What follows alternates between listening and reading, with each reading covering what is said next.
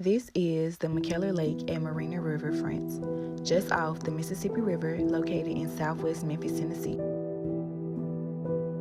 It was once a beautiful site filled with adventurous people, luxurious boats, and thriving recreation. Now it has sadly become a wasteland and even dumping ground, collecting pounds of trash and debris from various runoffs throughout the city.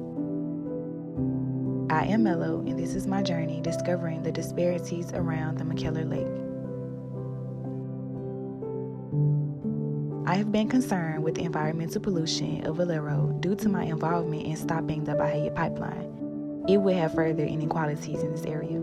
During my water fellow training with Protect Our Aquifer, my interest was sparked when I learned about McKellar Lake and realized Valero and McKellar were connected. Valero Refinery Memphis has a history of releasing excessive amounts of toxic gases such as sulfur dioxide and hydrogen sulfate into the air. Before water regulations, they also buried petrochemicals and discharged them into the lake. Valero is still cleaning up toxic petroleum from the groundwater below their facility. Due to all the toxins and pollution, it is unsafe to consume any fish from the lake as they all are indeed contaminated.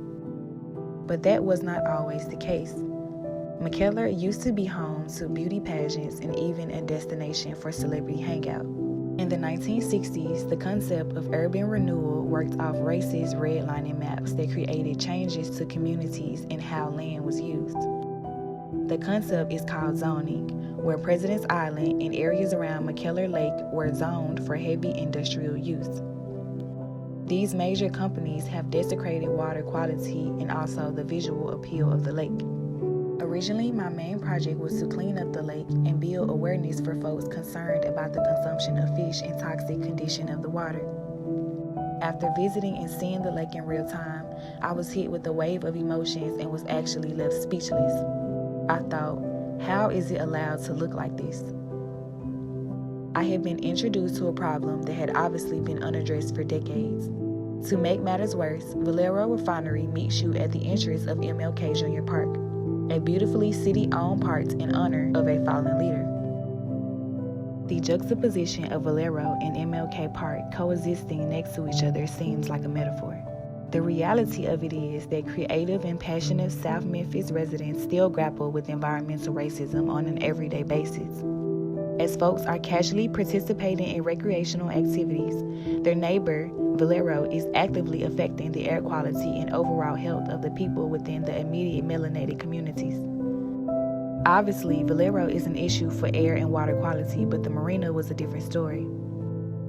I still wanted to find a solution for what should be a recreational space, so I started with seeking out the responsible parties for the marina.